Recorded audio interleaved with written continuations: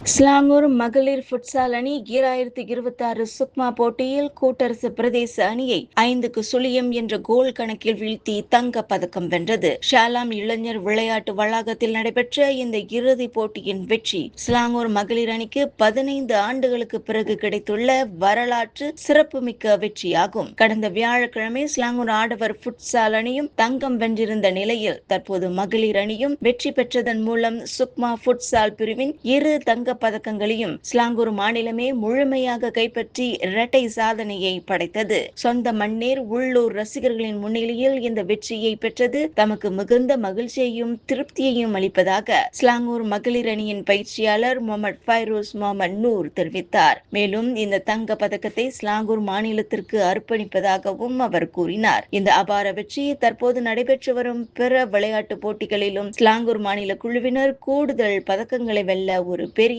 ஊக்கமாக அமைந்துள்ளது.